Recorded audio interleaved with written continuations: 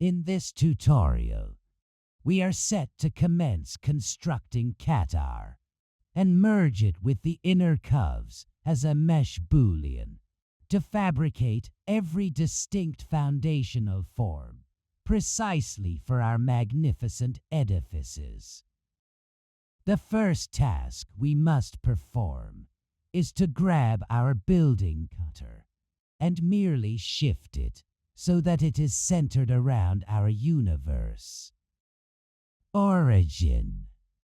For this purpose, I will employ the set position node, and we are able to arrange all of our mesh horizontally and vertically. However, naturally, we truly desire this to be procedurally sincere. We definitely do not wish to set this. We aim merely to maintain the building Qatar Central. So how may we achieve that? Let us initially convert these instances as having realized them so that they shift from instance is to mesh geometry. And we will definitely employ a bounding box. What this achieves is effectively adding a cube that envelops the complete geometry that is imported. Yet it provides us with outputs for both the minimum and the maximum positions of our inputs.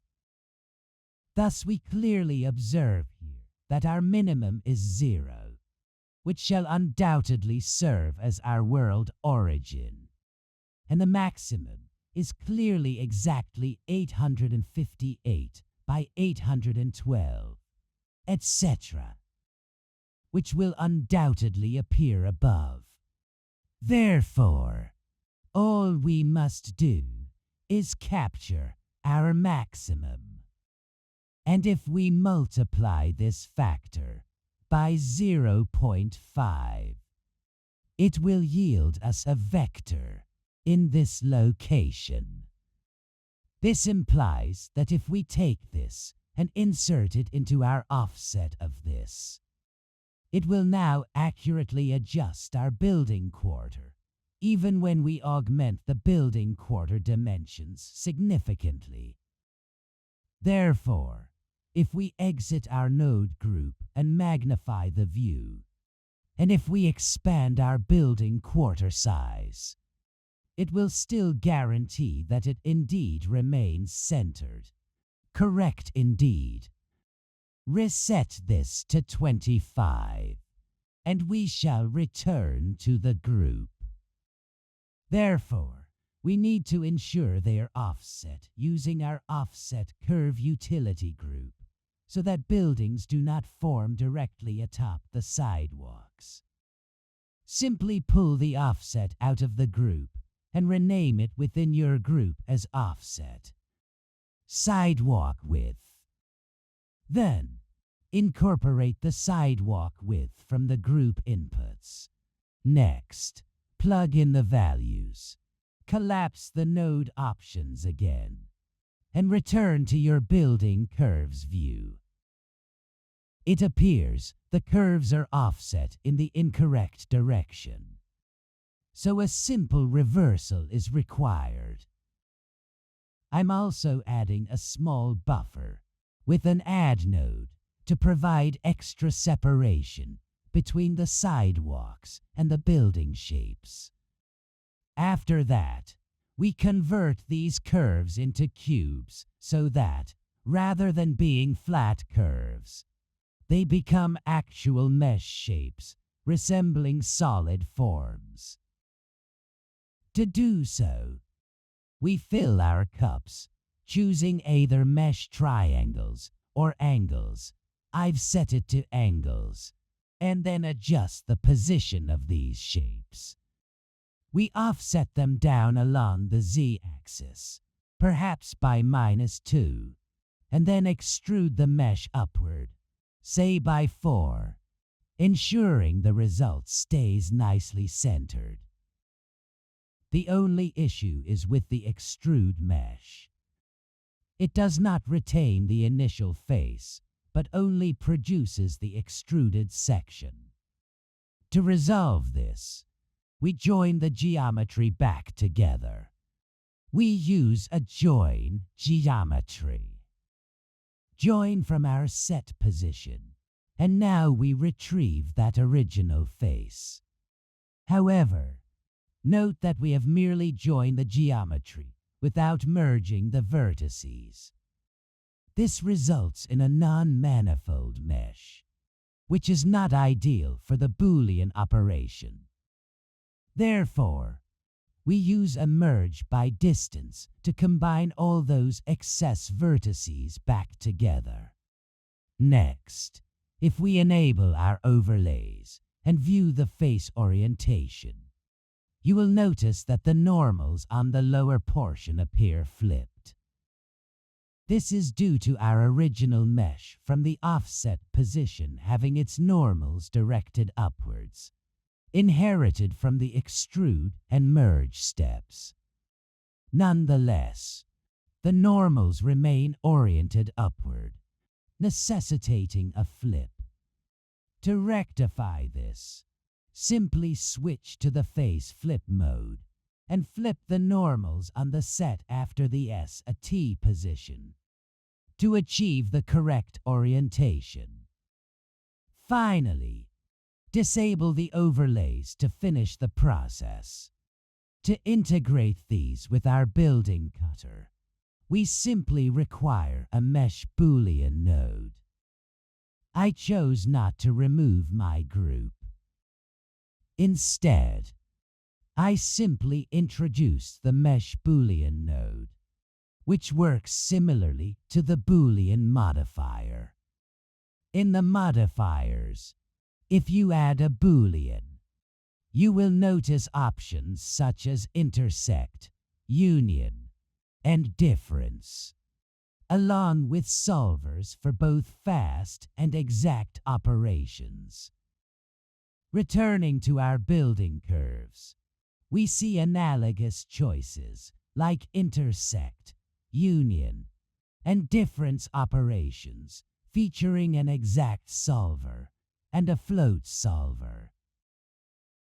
Let's set the operation to intersect and connect our building cutter along with the intersection input. When you preview this, it might not appear to work as expected because the outputs from the building cutter remain as instances. To fix this, we need to convert these instances into actual mesh geometry and combine them using our mesh Boolean node. Now, with the mesh Boolean active, we obtain building shapes that will represent our structures.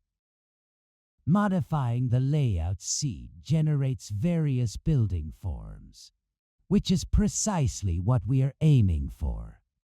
The final step here is to convert these to cups and segregate the parts for our packs. However, before proceeding, note that the edges at the ends of our city blocks produce overly thin faces, which is unsatisfactory. It is hard to imagine an entire building being only 2 meters wide. This is rather absurd. To counter this, we separate out the faces too diminutive to serve as buildings by utilizing the face area node. And this process produces a single floating point value that reflects the area of each face specifically, the triangle face. It then employs a compare less than operation, enabling us to choose a threshold such that if a face's area is below that value, it will be separated out, thereby also serving as a potential park element. In addition, considering our park's amount settings, Observing these values suggests a minimum or park area of 200 is a suitable threshold. So, when we specify that any face with an area under 200 should be segregated, the preview confirms that these faces are indeed too small to constitute valid buildings. Therefore, we separate our geometry accordingly, either by splitting based on faces or by channeling the results into a selection node. Once inspected, this selection marks the onset of our parks, while the inverted selection converts into our building curves for further processing, such as turning them into cups. At that point, we simply remove the view node, duplicate the curve node, and repeat the same procedure for the inverted selection. We can now combine the two outputs by attaching the inverted selection to our building curves. At this stage, we end up with two outputs, one for our park curves and one for our building curves. To integrate the park curves into the building curves group, we add another set of group inputs using a random value node set to Boolean. This random node outputs a probability value and a seed, generating a selection between a true state of 1 and a false state of 0. Next, we plug in the probability and seed values, renaming them as parks amount and park seed, respectively, and bring them into our group inputs. Expanding the inputs from our modifiers, we assign the parks amount and hook the park seed into the correct setting within the building curves group. This ensures that as you adjust the park amount, you see different selections based on the seed value. We then employ this selection in a separate geometry node. Finally, we drop the node over the top without separating by faces, since these are splines, and delete the unnecessary nodes to reveal the desired selection. Once combined with the curves that represent the areas too small to host buildings, the outcome is a clean division between park curves and building curves.